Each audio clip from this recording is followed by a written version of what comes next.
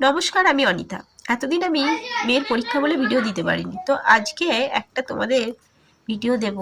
সেটা হলো বাংলা বিষয়ে বাক্য কাকে বলে, সেই বাক্য সম্পর্কে আলোচনা করব।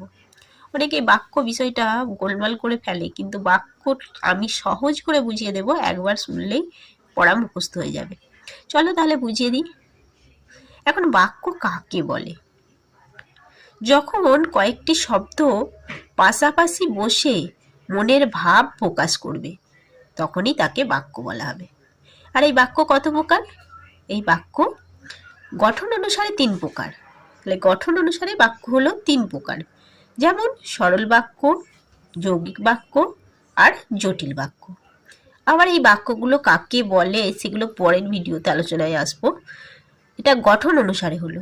আর অর্থ অনুসারে আবার বাক্য কয়েকটি প্রকারভেদ আছে, যেমন বিবৃতিমূলক, 2 প্রশ্নবোধক বাক্য, অনুজ্ঞাসূচক বাক্য আর বিস্ময়সূচক বাক্য। তো এখন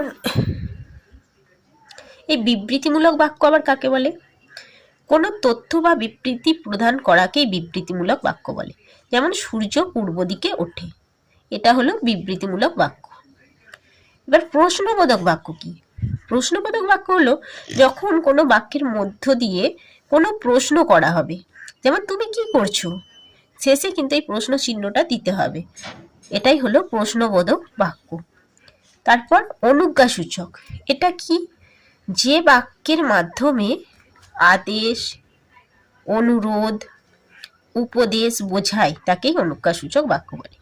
যেমন দয়া করে আমাকে একটি কলম দাও, এটা হলো অনুজ্ঞাসূচক বাক্য।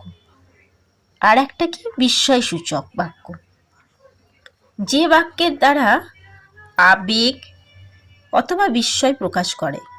যেমন বাহ কি সুন্দর দৃশ্য, এটা হলো বিস্ময়সূচক বাক্য, কিন্তু তার একটা চিহ্ন দিতেই হবে, না হলে ভুল হয়ে যাবে। এই দেখো আমি দিয়েছি বায়ের পরে বিস্ময়সূচক চিহ্ন, আর কি সুন্দর বাক্য, কি সুন্দর দৃশ্য, এর শেষে দিয়েছি বিস্ময়সূচক চিহ্ন।